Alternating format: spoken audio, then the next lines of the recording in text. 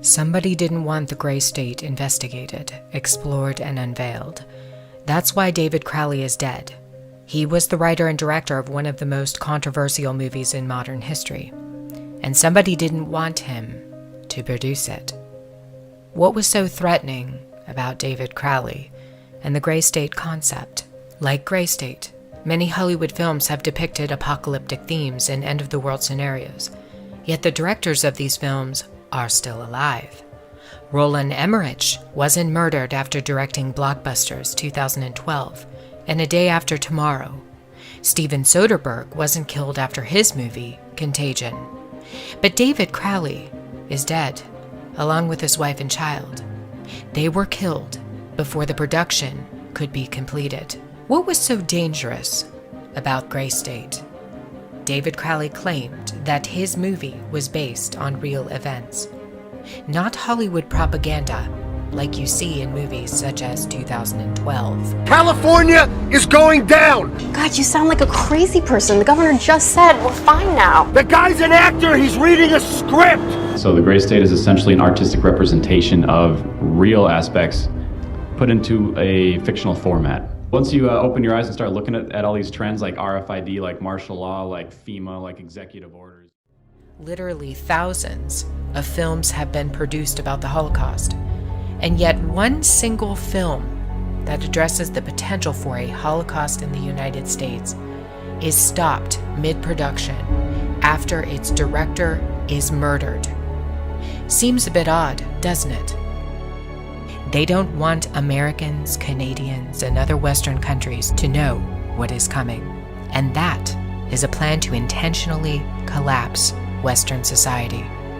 If you don't believe me, read the plan that's been in the books for over a century.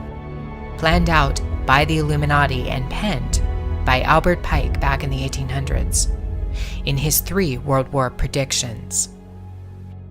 Gray State was simply too threatening. It revealed too much, not just the obvious points of what could happen with the collapse of a society, things like martial law, food shortages, and a provisional government. It goes beyond this. David knew a secret, and he left it inside of the trailer for Gray State, in plain sight. David Crowley used the Illuminati's favorite game against the notorious cabal. It's a game they've played with the human race for years. They provide clues about the future to toy with us. They did it with 9/11. They've done it with other major catastrophes. It's called predictive programming. On occasion, though, they get outsmarted at their own game.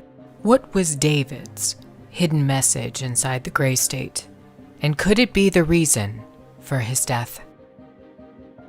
Perhaps the scariest part of Gray State's conceptual trailer is this character here, who appears to be operating a guillotine. David Crowley was very intentional in this frame of the movie. He added something that I believe he wanted the people to know about. Who is the identity of this executioner?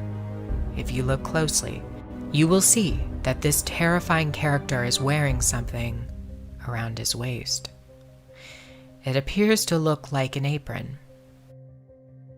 The executioner wears a Freemason apron, complete with the all-seeing eye, the compass, and the 2 pillars. I do believe David Crowley is trying to tell us something. He is telling us that the organization behind the French and American revolutions, the organization behind the Italian Revolution of 1830, the organization that outlined a plan to overtake the Vatican in a document called the Alta Vendita, the organization behind the Trail of Tears and the deaths of thousands of Native Americans under Freemason Grand Master Andrew Jackson, the organization behind the Ku Klux Klan in the United States post-Civil War and its rebirth in 1915, the organization behind the detonations at Hiroshima and Nagasaki during 33rd degree Freemason Harry Truman's presidency.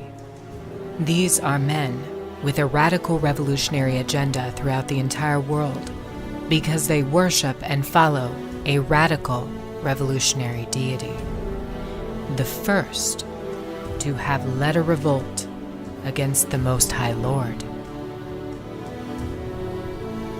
David Crowley knew something, and he was trying to warn the people. The ones behind the FEMA death camps, the guillotines, and the detention of Americans, it's the Freemasons. They're planning a second American Revolution.